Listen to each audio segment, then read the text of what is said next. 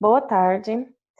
Hoje nós iremos apresentar mais um trabalho de imunologia clínica, ministrado pela professora Luciana.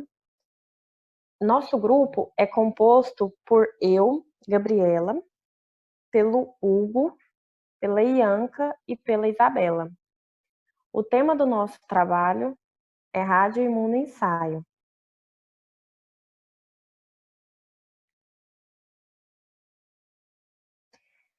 Em 1959, Berson e Yellow desenvolveram o radioimunoensaio.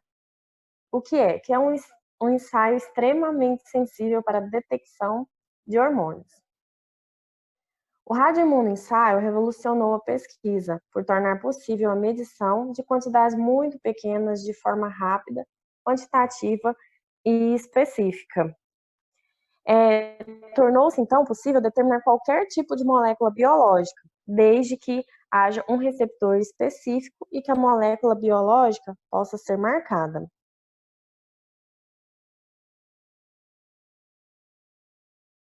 Então, o que é esse radioimunoensaio? Nada mais é do que uma reação de competição por um receptor comum entre uma substância a ser determinada e a mesma substância marcada radioisotopicamente. Para fazer esse imunoensaio, o que é preciso? É preciso do anticorpo radioativo, um antígeno radioativo, uma amostra a ser testada e um leitor radiométrico.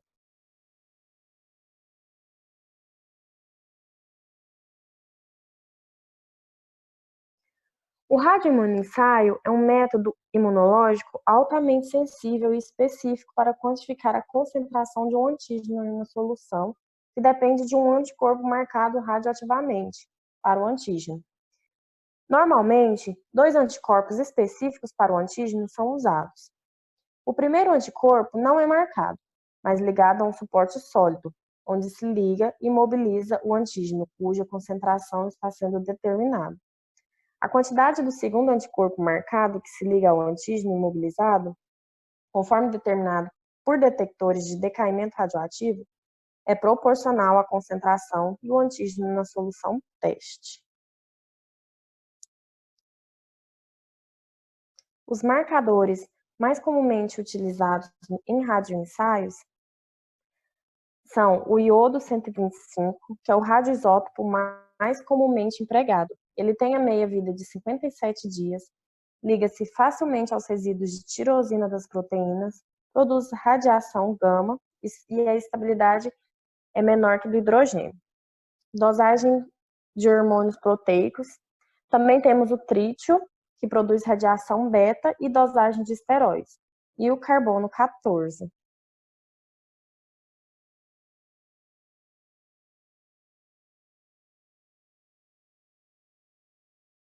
E aqui vemos agora algumas vantagens e desvantagens do radioimunoensaio.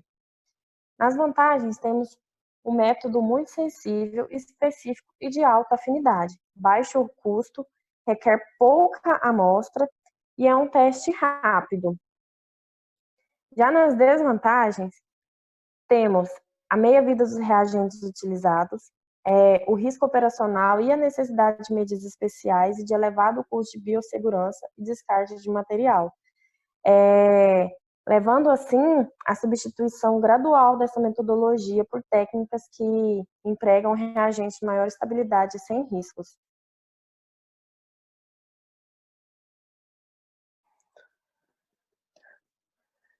Agora eu vou falar um pouquinho sobre os tipos de radioimunoensaio para quantificação de moléculas, nesse caso os antígenos. Vou começar falando do teste que utiliza a competição com antígeno marcado.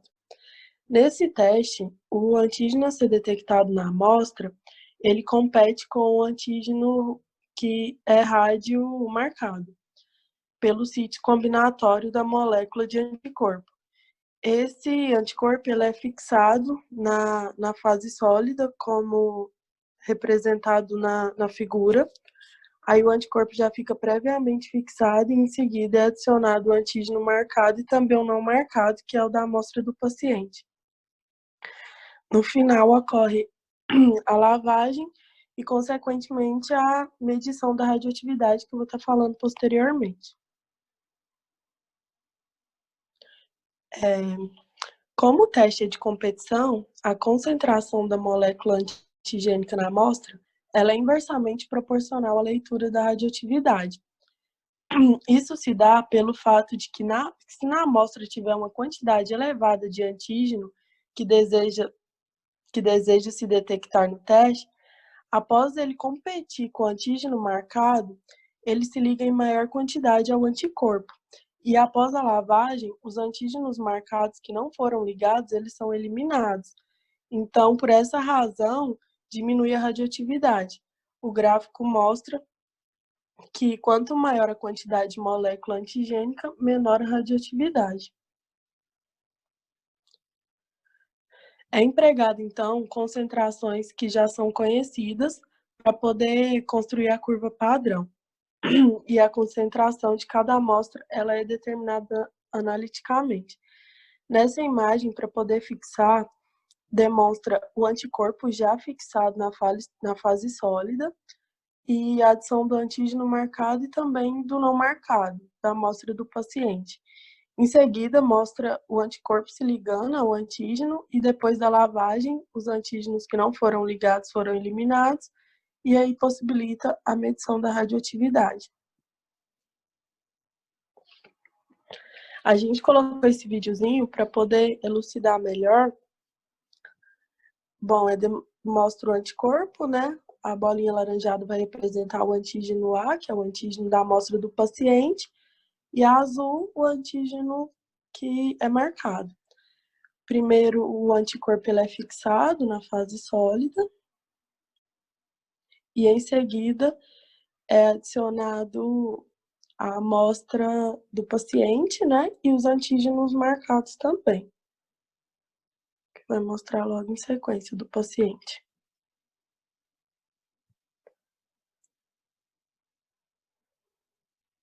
Agora os antígenos competem e o antígeno, no caso, esse aqui laranjado, ele é da amostra do paciente. Então, após a competição, ele se liga ao anticorpo.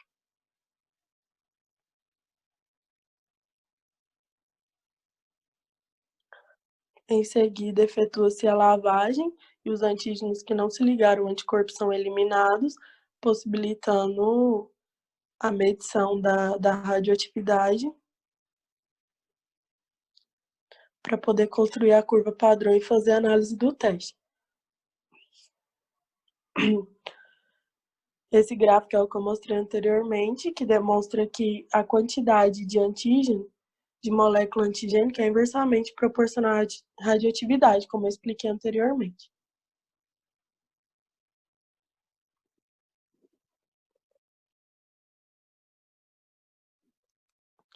Agora, o outro teste que eu vou falar é sobre a competição, só que agora com anticorpo marcado, não antígeno.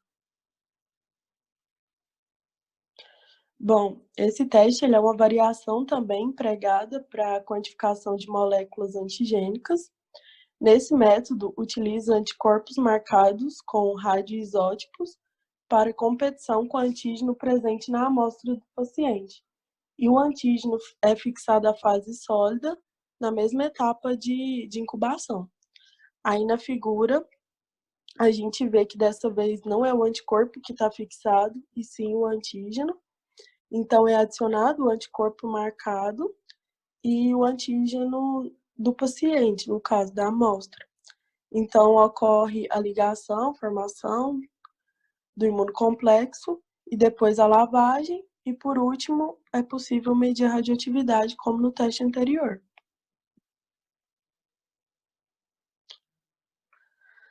Quanto maior a quantidade de antígeno na amostra, maior a ligação da molécula ao anticorpo, formando imunocomplexos que serão retirados para a lavagem, reduzindo a leitura da radioatividade. Então, na figura a gente vê novamente a formação do imunocomplexo e, por último, quando ocorre a lavagem, eles são retirados, possibilitando, assim, medir a radioatividade.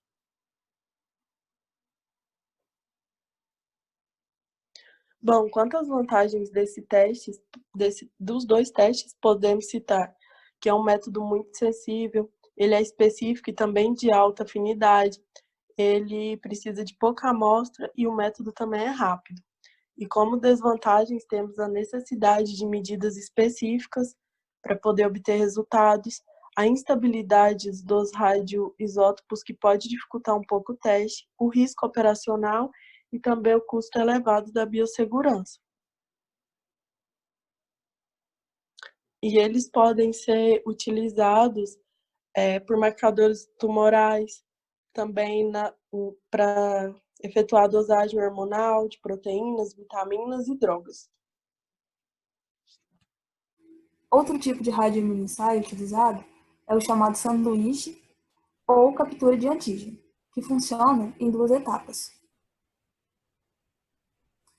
Na primeira etapa, ocorre a fixação de anticorpos não marcados na fase sólida. Essa fase sólida, ela pode ser constituída por partículas de gel produzidas em agarose ou placas de microtitulação em poliestileno. Em seguida, a adição da amostra, que contém antígenos específicos, contra um anticorpo fixado. Esses anticorpos irão capturar os antígenos específicos da amostra e em seguida se realiza a primeira lavagem do meio, para a retirada dos componentes não específicos indesejados. Na segunda etapa, vai ocorrer o acréscimo de um segundo anticorpo específico e marcado para a formação do chamado sanduíche. E a formação do imunocomplexo será revelada por esse segundo anticorpo adicionado. Após essas etapas, devem-se realizar a medição da radioatividade através do leitor radiométrico. Os radioimunescensais foram importantes para desenvolver novas técnicas para diagnósticos que antigamente não eram possíveis. Um desses diagnósticos era a determinação de imunoglobulinas tipo E. Antigamente, vários testes já utilizavam a detecção de anticorpos, mas eles conseguiam apenas detectar IgG e IgM. E a sua sensibilidade não era autossuficiente para a detecção de IgE totais. Mas por que detectar IgEs? As IgEs, elas participam de um processo de hipersensibilidade tipo 1, onde em contato com alérgenos, mastócitos e basófilos produzem essas IgEs. E as IgEs em contato com esse alérgeno, elas sinalizam aos mastócitos e esses mastócitos liberam citocinas que levam a um quadro de alergia. Nós podemos ver sinalização, liberação de citocinas, levando a um quadro de alergia. Então, esse teste de radioimunessencial foi importante, então, para auxiliar nesses diagnósticos, que antigamente não era possível detectar as IgEs. Podemos ver que a hipersensibilidade ela pode ser causada por uma variedade de alérgenos que levam a quadros diferentes de doenças alérgicas. A detecção das IgEs, então, através dos radioimunescensais, foi possível assim, desenvolver dois tipos de testes. Os PRINTS, Paper, Radio Immunosorbent Test. Essa técnica tem como finalidade medir a concentração de anticorpos. Ou seja, através dessa técnica eu consigo ver a concentração total de IgE do paciente e através dela eu consigo saber se o paciente está tendo um quadro de alergia ou não. Então, como exemplo que eu citei, níveis hormonais no sangue pelo uso de antibióticos. Outra técnica que foi desenvolvida através dos radioimunescensais foi a técnica de RAS, Radio Allegory Sorbit Test. Essa técnica ela é utilizada para detectar anticorpos IgE específicos para determinada alergia. Ou seja, através dela eu consigo saber se aquele alérgico provoca uma alergia ao meu paciente, por ele ter um tipo de IgE específica. É utilizada para orientação de diagnósticos de diversas alergias, que tem como reação hipersensibilidade tipo 1. Então vamos falar um pouco mais sobre as PRINTs. Essa técnica, como já falamos anteriormente, ela tem como finalidade quantificar no soro do paciente as imunoglobulinas de tipo E. Então, essa técnica tem como preparo, em um tubo de ensaio, duas fases, a fase sólida e a fase fluida. Onde colocamos na fase sólida os anti-IgEs na superfície do tubo de ensaio. E na fase fluida, adicionamos o soro do paciente e suspeitamos que contenha um tipo de IgE específico. E também adicionado com eles as IgEs marcadas com iodo radioativo. Então, nesse ensaio, é adicionada a parte fluida no tubo de ensaio contendo as IgEs na superfície. Isso resultará no compartilhamento das anti-IgEs fixados pelo IgE do paciente e pelo IgE marcado. As IgEs irão competir, então, pelos anti-IgEs, isso levando a essa reação aqui.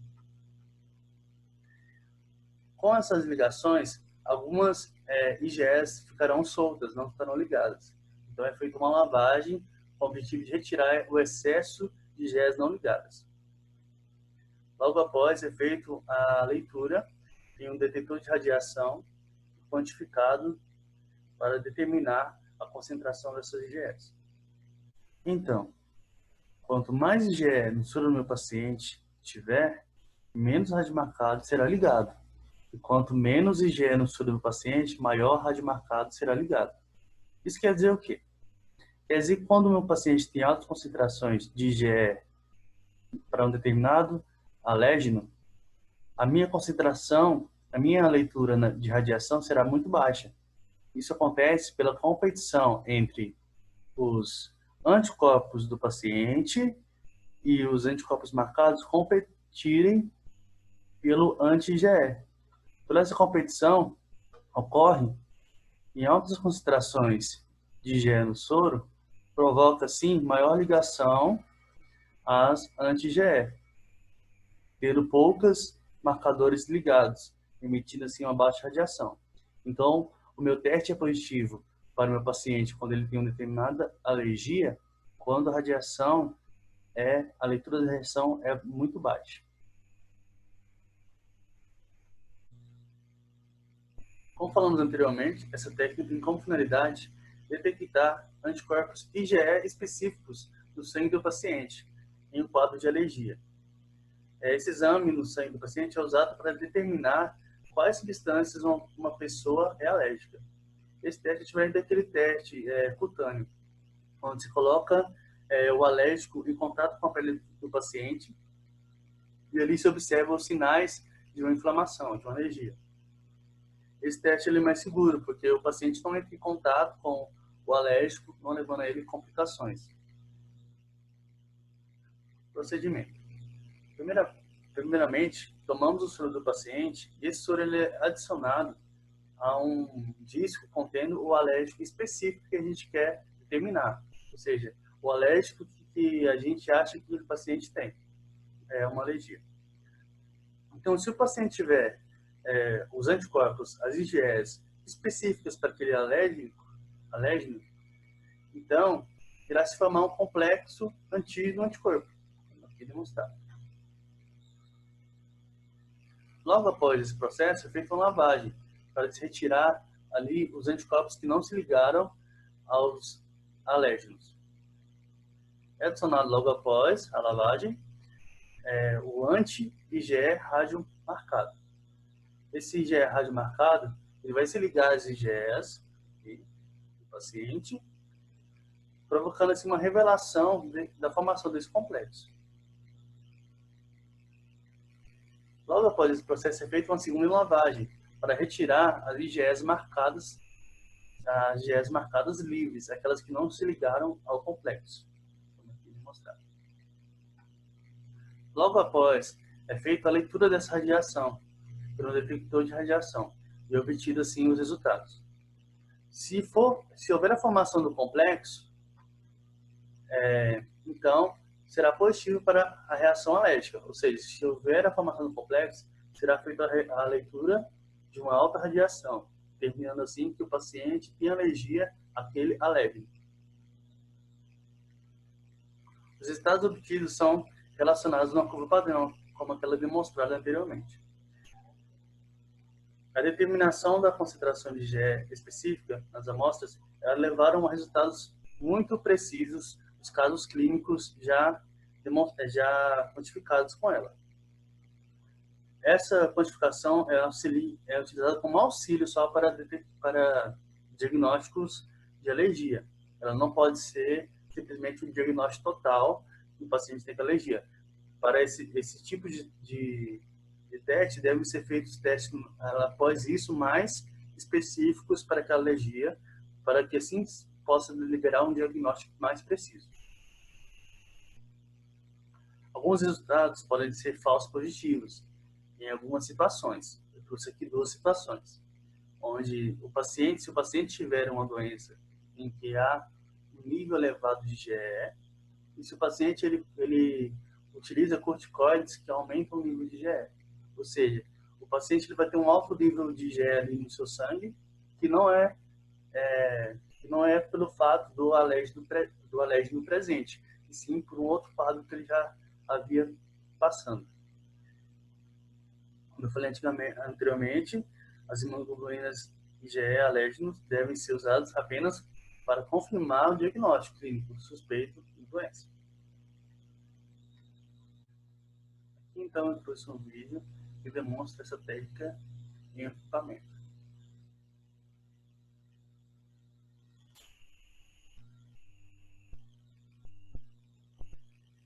Primeiramente, é preparado ali tubos de ensaios.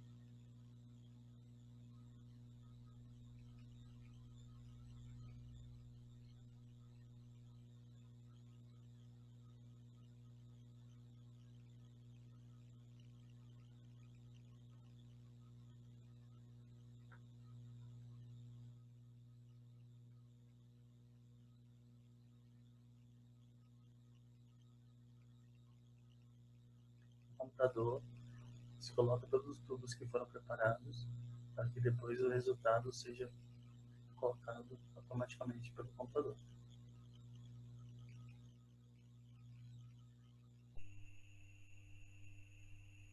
Todos preparados já.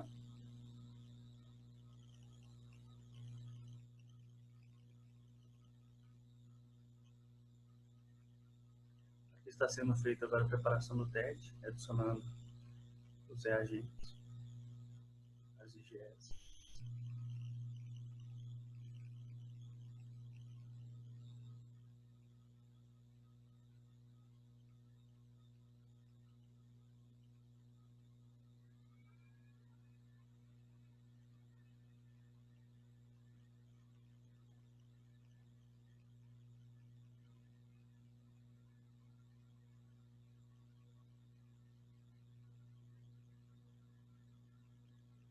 Levado à agitação para que possa reagir.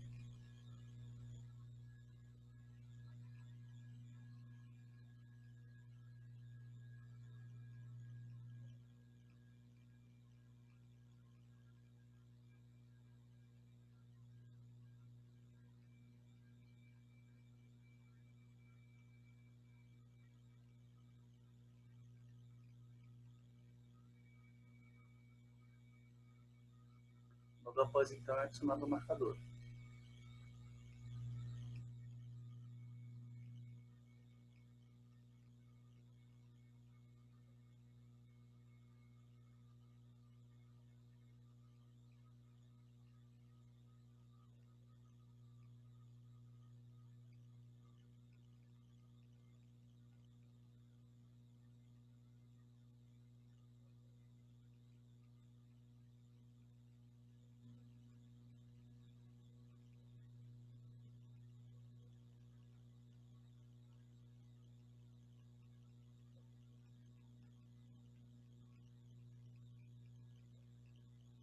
Logo após é levado para uma leitura,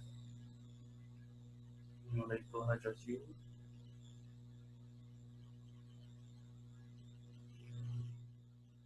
onde os resultados são pautados em uma tabela. Logo após, são quantificados em gráfico.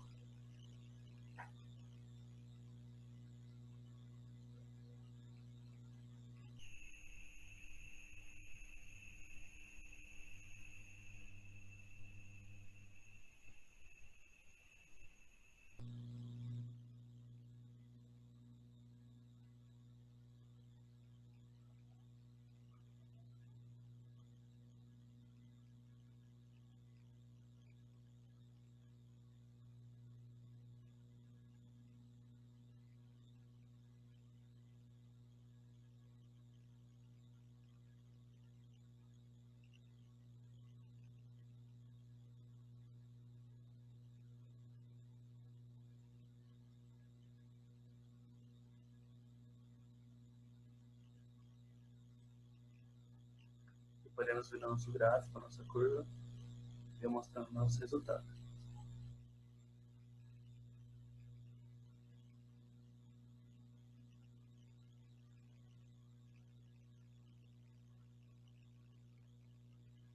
É assim emitido um diagnóstico.